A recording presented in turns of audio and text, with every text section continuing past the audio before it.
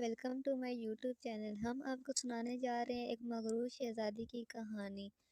ایک دفعہ کا ذکر ہے کہ ایک شہزادی تھی جس کا نام شہزادی سلمیٰ تھا۔ شہزادی سلمیٰ نہایت لالچی اور مغرور تھی۔ اسے کوئی بھی کام نہیں آتا تھا۔ ایک دفعہ کسی ملک کے بادشاہ نے اپنے بیٹے کے لیے شہزادی سلمیٰ کا رشتہ مانگا۔ شہزادی سلمیٰ کے والد نے ہاں کر دی اور اگلے روز شہزادہ اکبر اور اس کا باپ شہزادی کو دیکھنے آ گئے۔ شہزادہ اکبر بہت خوبصورت تھا۔ بادشاہ نے شہزادی کو بلایا اور سب کچھ بتایا تو شہزادی نے انکار کر دیا اور کہا کہ میں اس لمبے بالوں والے سے شادی نہیں کروں گی۔ اسی وقت شہزادہ اکبر اور اس کا باپ غصے میں آ گئے اور فوراً وہاں سے چلے گئے۔ تو شہزادی سلمیٰ کے باپ کو غصہ آیا اور اس نے کہا کہ وہ شہزادی سے بات نہیں کرے گا۔ چند روز کے بعد ابھی بادشاہ کا غصہ ٹھنڈا نہیں ہوا تھا کہ اسے بانسری کی آواز سنائی دی اور اس نے کہا کہ بانسری والے کو لے آؤ۔ بانسری والا آ گیا۔ بانسری والے کو دیکھ کر بادشاہ نے شہزادی کو آواز دی۔ شہزادی سلمیٰ آ گئی۔ بادشاہ نے کہا میں نے سوچ لیا ہے کہ تمہاری شادی اسی بانسری والے سے کروں گا۔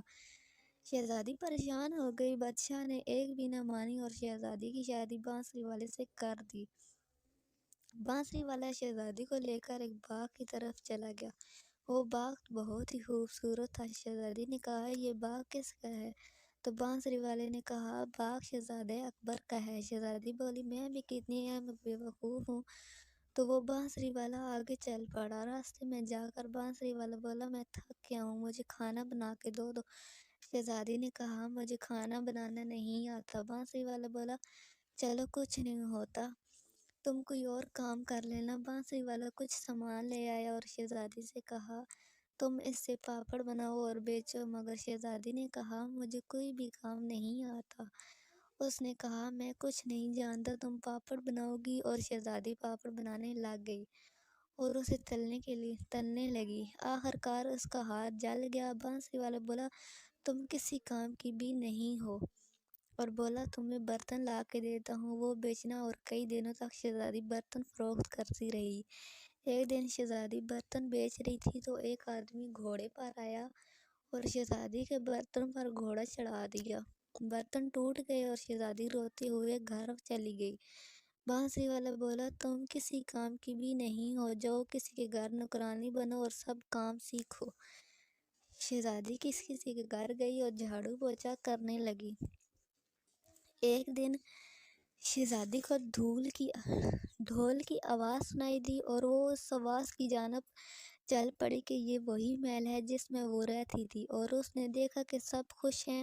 اس کی بہن کی شادی تھی جس کی آج شادی تھی۔ شہزادی روئی اور بولی کہ کاش میں لالچ میں نہ آتی اور وہ بڑے بالوں والے شہزادے کو نہ کرتی۔ اسی وقت وہ شہزادہ آ گیا۔